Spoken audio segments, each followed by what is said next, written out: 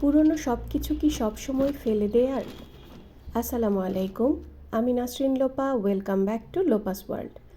পুরাতন একটি শার্ট আর বাজারের ব্যাগ দিয়ে খুব সাধারণ একটি টবের জন্য তৈরি করে নিতে পারেন খুব সুন্দর একটি প্ল্যান্টার।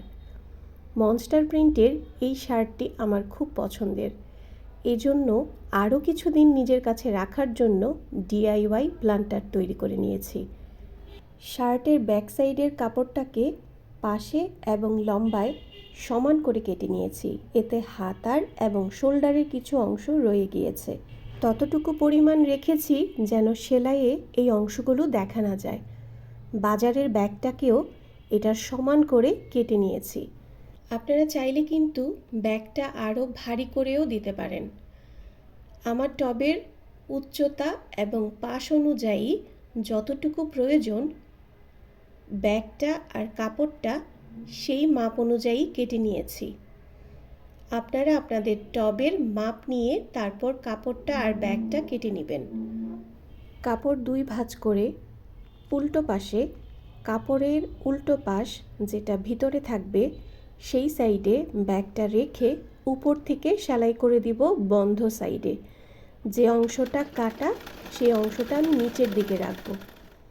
এটা উপরের সাইডটা সেলাই করে ব্যাগটাকে আটকে দিয়েছি কাপড়ের সাথে। এখন পাশের যে সাইডটা আছে, দুই পাশে যে সাইডটা আছে সেটাকেও সেলাই করে নিচ্ছি। নিচের অংশের জন্য এই রকম রাউন্ড শেপের দুইটি কাপড়ও কেটে নিয়েছি, আর ভিতরে দেওয়ার জন্য ব্যাগেরও একটা অংশ কেটে নিয়েছি।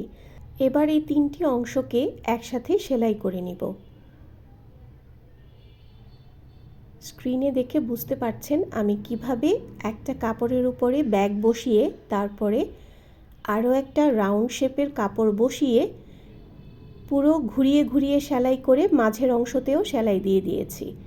আমার কাছে নিচের এই গোল অংশটা সেলাই করা সবচেয়ে ঝামেলার মনে হয়, তাই চেষ্টা করবেন প্রথমেই পিন দিয়ে এভাবে সেট করে নেওয়ার জন্য, তারপর ঘুরিয়ে ঘুরিয়ে সেলাই করে নেবেন। আর সেই সাথে তৈরি হয়ে যাবে আপনার অসুন্দর একটি টবের জন্য ফেলে দেয়া বাজারের ব্যাগ, পুরাতন শার্ট দিয়ে খুব সুন্দর একটি ডিআইওয়াই প্ল্যান্টার। আমার এই সিম্পল ডিআইওয়াই ভিডিওগুলো যদি ভালো লাগে কমেন্টে জানাতে ভুলবেন না। আল্লাহ হাফেজ, আসসালামু আলাইকুম।